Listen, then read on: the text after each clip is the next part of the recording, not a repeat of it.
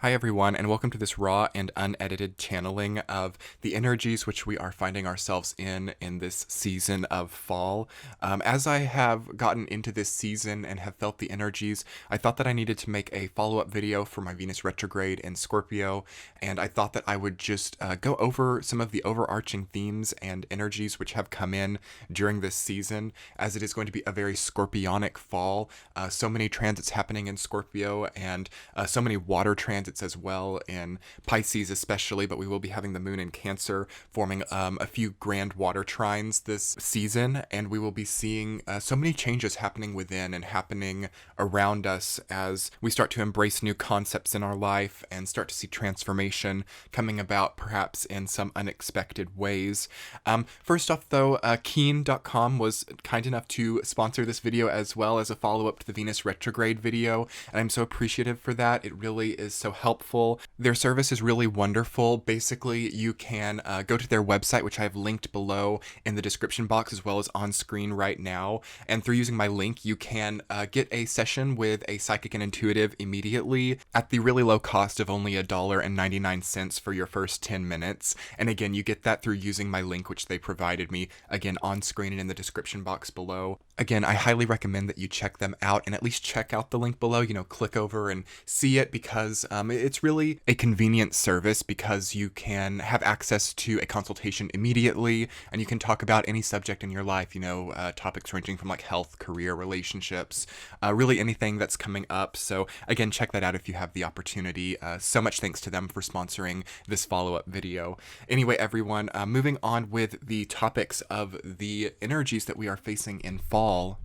I feel so strongly that we come out of this fall, like into winter of 2018 and moving into 2019 with a completely new system to use, a completely new sense of who we are, and a completely new sense of being and belonging in some way. It's really beautiful and it's really giving us everything that we need, although as is typical of Scorpionic energy, it can feel like a bit of a trial or a tribulation leading up to that, specifically if there are certain things in your life which are pulling you down but you don't want to let go of, and I feel like that's going to be really the main theme of this energy is what are we holding on to, what are we letting go of, and how heavy are the things that we're holding on to. Like, are we going to hold on to them as they sort of like drag us underwater? Like we've got to be able to swim up for air and not hold on to the things which are really weighing us down.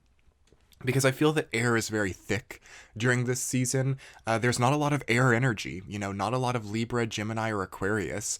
So we're kind of all swimming in water, mainly water energy and earth energy are the main things. And we'll get a strong kind of like fire energy as Uranus goes retrograde back into Aries, for sure, but we are mainly working through water and earth right now. So it's a thick energy, it's a secured energy, which is really wonderful for those of us who have had insecurities, for those of us who have felt too flighty or like too neurotic or too unstable. Really, really wonderful energy to finally come back to our center, to finally feel stabilized in a new way, and to get the things that we've needed, the things which have contributed to flightiness or the things which have contributed to lack of stability will really fall away with some of these incredible grand water trines that we're going to be having. And you're going to have really an optimum opportunity to replace those things with a system which is solid and stable, which is beautiful.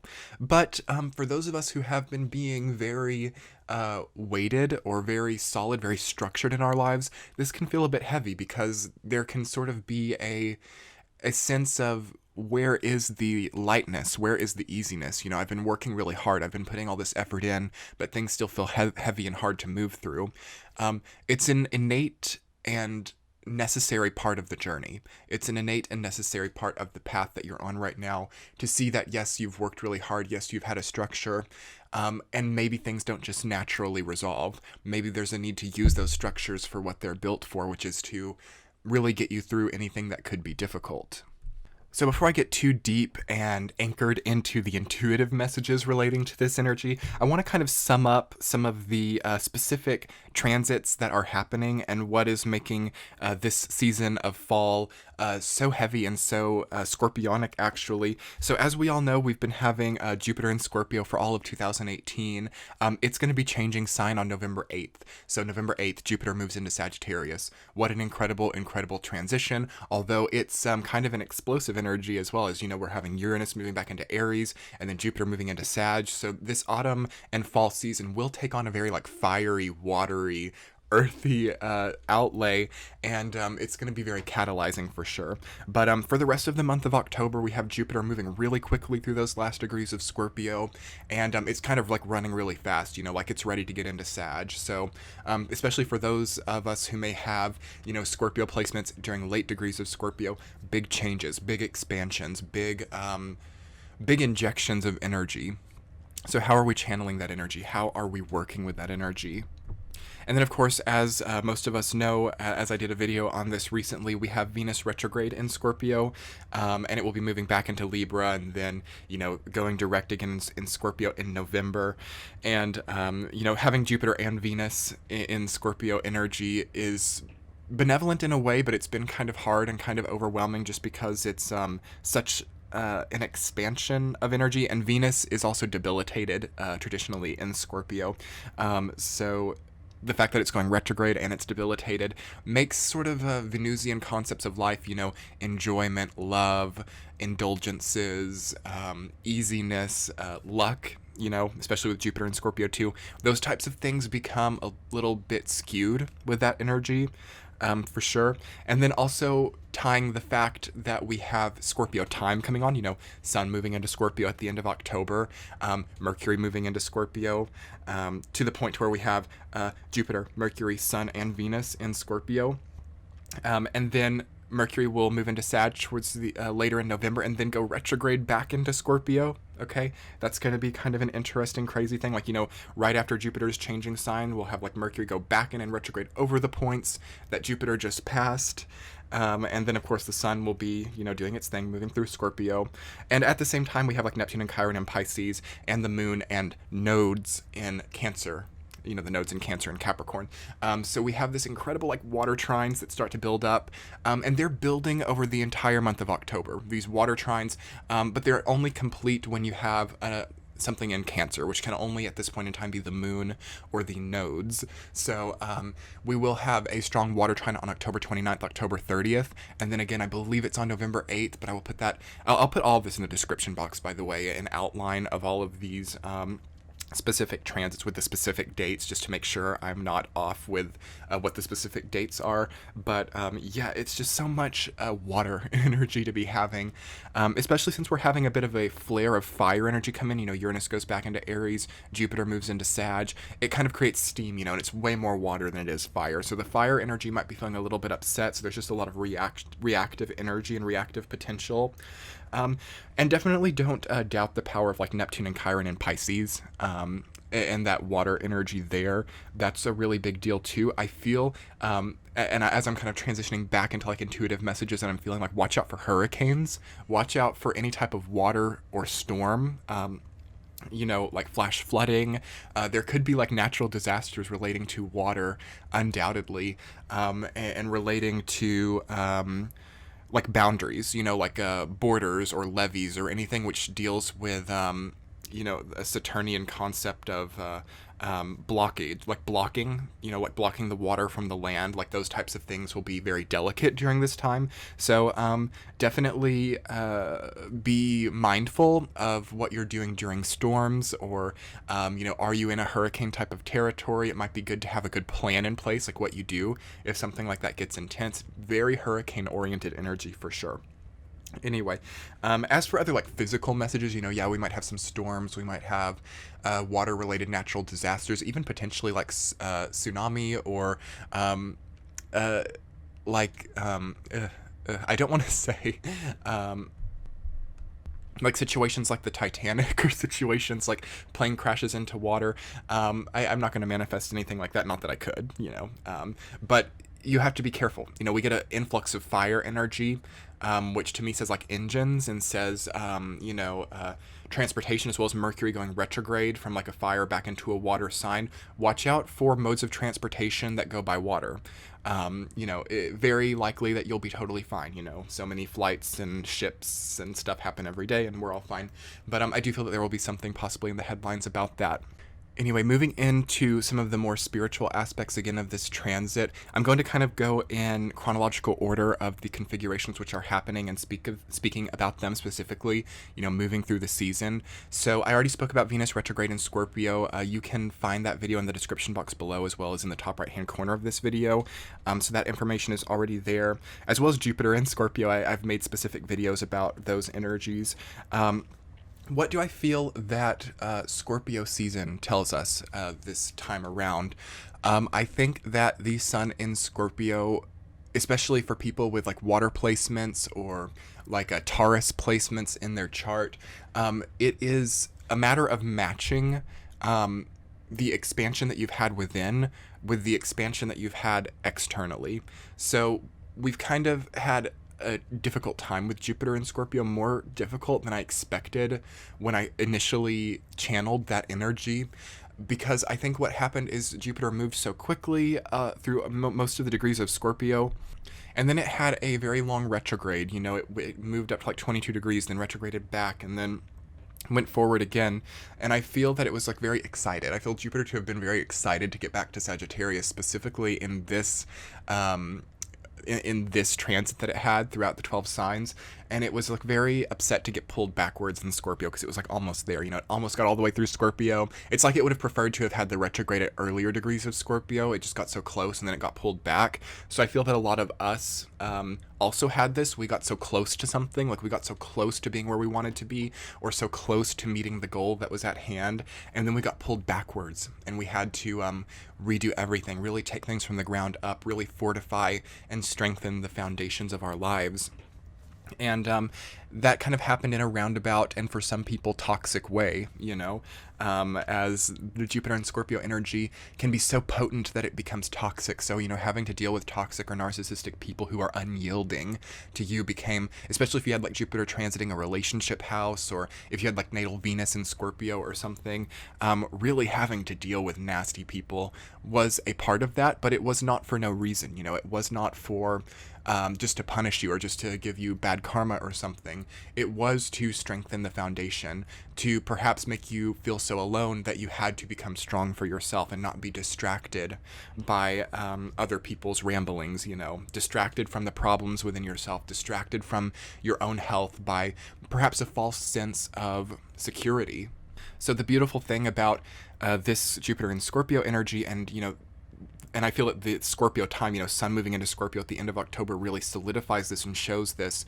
It really did not allow for a false sense of security, which can be painful, yes, but in the long run, how much of a blessing is that, because you were forced to generate your own sense of security, or at least try, Maybe some of us have struggled to actually push that through, or to actually feel 100% with that, but I feel that we've all made progress, So really honoring your progress as we're moving into October, through November for sure, honoring your progress, being proud of how far you've come, and continuing to implement what you've learned is the incredible advantage that you will find with this transit, because it's going to be enjoyable, I think. Like, even things which might have at one point in time felt uneasy to you because it represented a fear or something, even those things can become enjoyable, like perhaps like working the long hours at the job you used to not like, or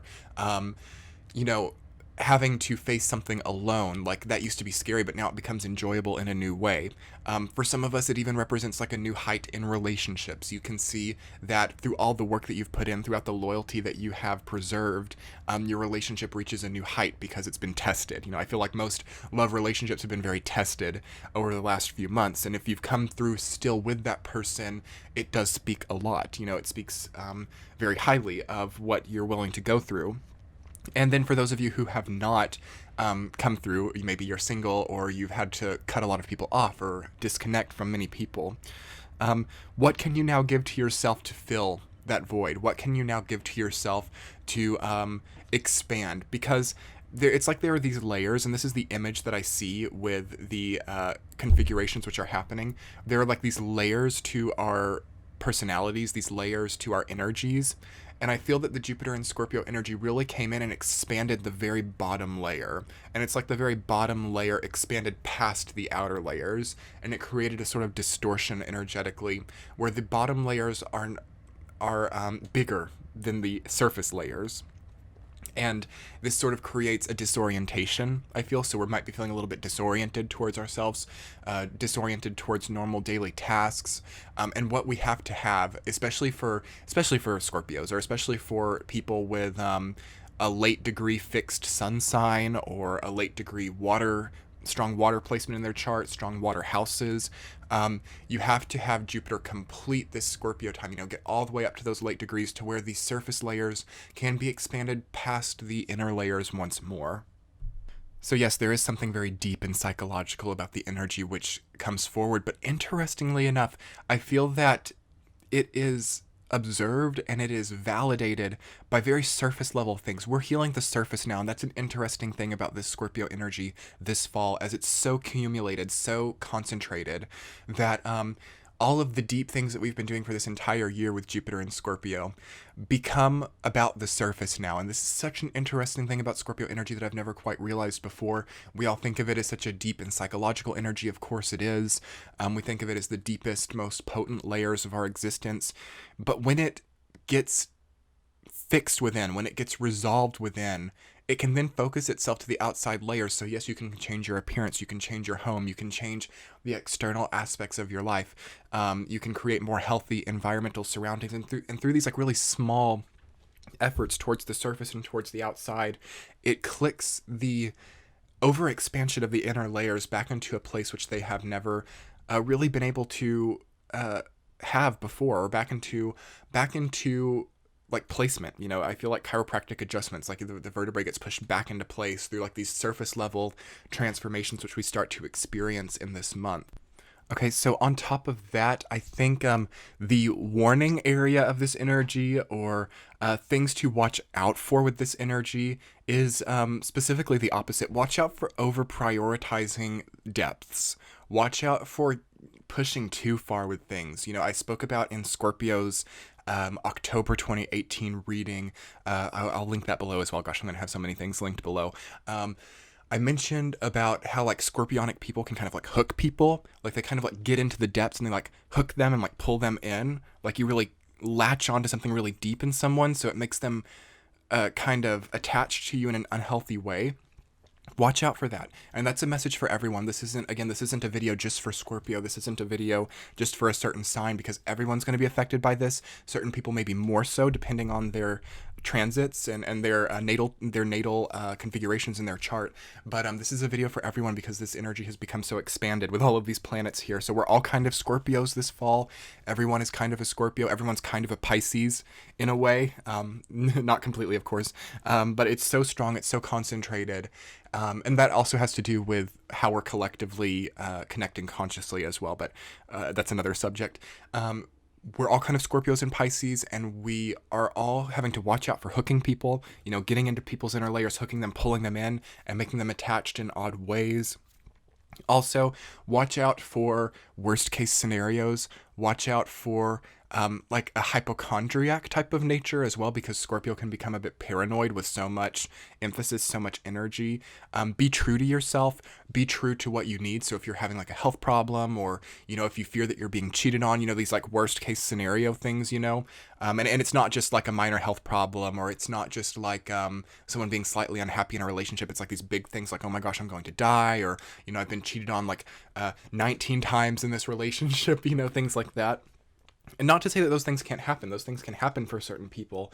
But beware of over intensifying worst case scenarios, because it's not even about what they've done. It's not about the way that you feel. It's about experiencing a new depth. It's about experiencing a new sorrow. So watch out for that. Like, why am I wanting to feel the way that I do? Why am I projecting or assuming these worst case scenarios? What service does that have for me? Do I feel empty? Do I feel bland? Do I feel like I need something to really push me, to really like push me over the edge, because that's the tender spot of this energy, is people can wake up wanting to be pushed over the edge. Like, it's a very edgy energy. Like, we're all kind of standing at the edge. And another image that I get, and this is the hysterical kind of aspect of this transit, is like people begging each other to push one another over the edge. Like, please push me over the edge. I want to go over the edge now. And then potentially even getting upset at each other for not doing it. So beware of this. This is because Scorpio, especially Venus, like Venus retrograde in Scorpio, as Jupiter starts to change signs, like when Jupiter moves over into Sag right after November 8th, it's going to create a bit of a manic energy, with Venus retrograding back into Libra. And then soon heading back into Scorpio. We're going to have a sudden switch, Jupiter and Sag, Venus back into Libra. It creates this fire air right in the midst of this water earth stuff. And that creates a volatility, a polarity between like, wow, I'm so happy, this is fun, this is exciting, and whoa, this is a dark, bad situation that I need to get out of. And that to me creates a hysteria. So beware of hysteria. How do you overcome something like that? Humor can be wonderful. Laughter can be wonderful, in a very like surface level way, not laughing at the expense of others, not laughing at the pain of others, but really enjoying a very harmless sense of humor. Because that's another really interesting aspect of this transit coming in, is this energy can be very harmless. Funnily enough, it's either very harmless or it's very poisonous.